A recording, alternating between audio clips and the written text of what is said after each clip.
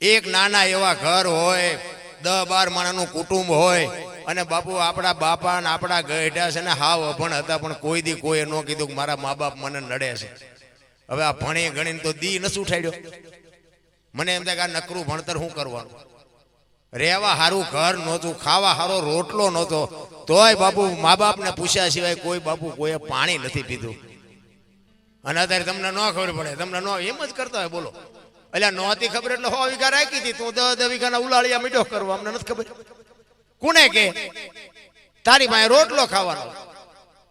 અરે માન બાપ જેવું બાપુ દુનિયામાં એક જો અંતરથી કોઈ ચિંતા કરતું હોય ને કે મારા દીકરાનો વ્યવહાર બરોબર હારે, મારો દીકરો સુખી થાય, મારા દીકરાનું ગાડું બરોબર હાલે, આવી જો અંતરથી કોઈ ચિંતા કરતું હોય તો તમારી માન, તમારો બાપ, બાકી હગો ભાઈ રાજી નથી. લખવું હોય તો લખી લેજો, હગો ભાઈ નથી. કે મને તો એમ થાય કે રામાયણ, આ મહાભારત, આ બધું મહાપુરુષોએ બનાવ્યું છે, તો રામાયણ શું કહે છે, મહાભારત શું કહે છે, તમને મને બધાને ખબર છે. રામાયણ કહે છે કેવા દીકરા હોય, કેવા ભાઈઓ હોય, કેવા બાપ હોય, કેવી દીકરી હોય, કેવી માં હોય. આ જોવું હોય કે રામાયણમાં જોવો, અને રડેલું ન ખાવું હોય મહાભારતમાં જોવો. એટલે બધા ઠેકી ઠેકી નિમાજ પડે છે, નથી દેવું નથી દેવું કરે. હગો ભાઈ હગા ભાઈ ને એક વેચ જમીન હાટું મારી નાખે તો આપણને એમ થાય હારી રામાયણ લખવા વાળા રોતા નહીં હોય જાય છે. એટલે તો મહાપુરુષોને લખવું પડે કે ધરતી રાજા રામની કોઈની પૂરી કરી નહીં આશ, આની માથે કાંઈક રાણા રમી ગયા ને કાંઈક વ્યાઈ ગયા નિરાશ. જમીન અહીંયા પડી હોય, એક જાય ઉપર ને એક જાય જેલમાં. પછી ઓલો જેલમાં જોઈને ખબર કાઢવા જાવ એટલે શું કે ઓલું 50 વીઘાનું રહ્યું જાય ભલે જાય, પણ મને બારો કઢાવો તા વેચ જવા દીધી હોત તો તારે મોડું થઈ ગયું.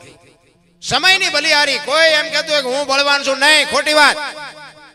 અમારો સમય હતો ને ત્યાં સુધી બાપુ એમાં નકરા ધોકા ફેરવ્યા, અને અત્યાર સુધી ફેરવતા હોત તો તમારી ભેગા ન હોત, કાં વ્યાઈ ગયા હોત ઉપર ને કાં માલપા હોત, તમારા ભેગા ન હોત.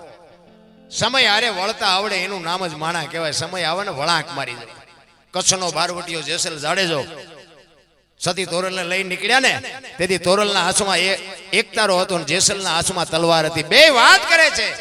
જેસલ કહે છે તમે આખી દુનિયાને શું ફરમાવો છો, રાતે હુતા નથી, હુવા દેતા નથી, રાગડા તાણો છો. મારી તલવાર કરે ઈ તમારો એકતારો ન કરી શકે. તોરલ કહે છે દરબાર ભૂલો છો, માર્ગે જડો ખોવાઈ જાઓ, કોઈ નહીં ધણી થાય.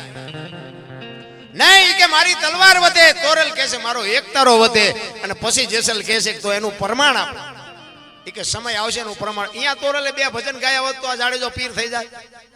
એ તો એવા ઠેકાણે લઈ જવા પડે ને. વાત કરતા વાલ લાગે. દરિયાના કિનારે આવ્યા, હોડીમાં બેઠા, હોડી મંડી હાલવા.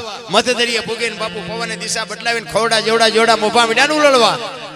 તેથી કચ્છનો કાળો નાગ મીડો ધ્રુજવા. હો બાપુ ચારે બાજુ નજર કરી. એમ તમારા અને મારા જેથી છેલ્લા શ્વાસ હોય તેથી દીકરા હશે ને વહુ હશે ને ભાઈઓ હશે, છોડાવી કોઈ નહીં કે બાપુ. એ તો એવા સમર્થ સદગુરુનો સથવારો હશે તો જ મોત સુધરવાનું, બાકી રોતા નથી આવડવાનું. લખી લેજો મારા રામ. આ બળનો બુદ્ધિનો વિષય જ નથી. મેં ઠેકડા ભર્યા એવા તમે કોઈએ નહીં ભર્યા હોય. હારા હારાને ધોકાવ્યા, અને નકરા ધોકાવ્યા એવું નથી. હો આપણે મારે ધરીને ખાતો છે. હા એ કે અહીંયા કોકને મારી તમને થોડા મૂકે, પણ આપણે કોઈ દી સલામ કરી જ નથી. સત્યના રાહ ઉપર બાપુ કોઈ દી કોઈને પગે લાગવું જ ન પડે. કોઈ દી સલામ ખોટું કરો તો તમારે કગરવું પડે. અમારે અકાબા બાપુ હમણાં જ કહેતા હતા એ કે આપણે સત્ય જ કહેવાનું છે. અને એમાં જરા મીડિયાનો સમય આમ આમને હા પડવા એના કરતા ભૂલું કાઢવા વાળા ચાચાય કે આવડો સુકેશ ક્યાં. હવારમાં અમે પેલા માફી માંગી લે ભાઈ જે હોય 500 રૂપિયાના ભાવના ઘઉં લાવો ને એમાં કાકરા આવે ને 500 ના ભાવના જ હોય. એને કાઢી નાખાય, ભેગા દળાવાય નહીં, દાંત પડી જાય. સારું સારું જ ખાવાનું હોય. એટલે આમાં એવું કંઈક આવે ને તો કાઢી નાખજો. આ કોઈ કલાકાર બે એમાં કાંકરા જેવું લાગે કાઢી નાખો. કોમેડી જોકે હું તો ના જ પાડું છું કે આપણે કાંઈ આ મને ખબર નહોતી ના વિડીયા બહાર પડ્યા. મને આનો શોખ જ નથી. તમને જે લાગતું હોય. અને મારા વિડીયા તમે જોતા હોય તો એમાં હું કોઈ દી જિંદગીમાં બોલ્યો જ નથી કે આ કરજો ને ઓલું શું કહેવાય ફોલો કરજો ને પૂંછડું કરજો ને રૂકડું. મને એમાં કઈ ખબર જ નથી પડતી, અને મારે કરાવાય નથી. એ તો રામદેવજી બાપાને બાપુ સારું લાગતું હશે ને એ તમને કહે કર તેદી કરશે. બાપુ 2 હાથ વાળો શું દે, જેથી 1000 હાથ વાળો દે તેદી ભૂખ ભાંગે માણાથી શું થવાનું હતું.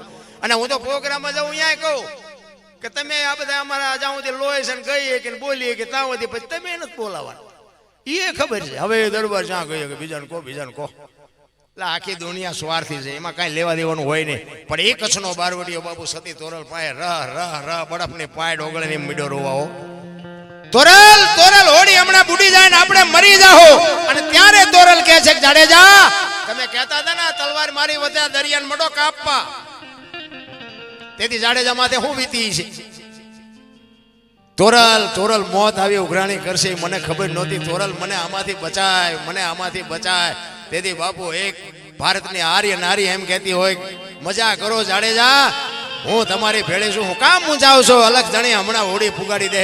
તમે મૂંઝાવમાં તમે રોવોમાં પણ આહુડા રોકાય નો. પાડવા હોય તો પડી જાય એવી હાંકડીમાં આવ્યો હોય થાય. અને આપણે હાંકડીમાં આવી તારે જ હનુમાન ચાલીસા ચાલુ કરવી. એટલે હનુમાનને ખબર જ ન હોય બેટા, જિંદગીમાં બોલ્યો નથી તો આવે હનુમાન. આ રોજનો રિયાઝ જોવે. બુથીના ગાળિયા એવા થયા છે ભાઈ. એક ભાઈ આમ દિવાલમાં ખીલી ખોડતો હતો, ઊંથી ખીલી રાખેલી, માથું આમ દિવાલ કોઈને અણીયું કરે, હસોડિયું મારે, રિયરિયો બબડે. એ કે કારખાના વાળા બુથિયું ચા કે ઊંથિયું ખીલ્યું કાઢ્યું. એનો ભાઈ અહીંયા ગયો કે હું કે છે કે ખીલ્યું છો નહીં કે ઊંથિયું કાઢ્યું. એનો ભાઈ કે તારામાં બુથી નથી. એ કે કેમ? એ કે આ દિવાલ ને ક્યાં છે? આ દિવાલ અહીંથી પકડીને લઈ ગયા ને અહીંયા લઈ ગયા. આખી જિંદગી દિવાલો ફેરવી પણ અહીંયા ખીલી ન ફેરવી નાખી. મારી ખીલી ફરે ફેરવો દિવાલો. યા સમાધાન થતું તું ન કરી ક્યાં.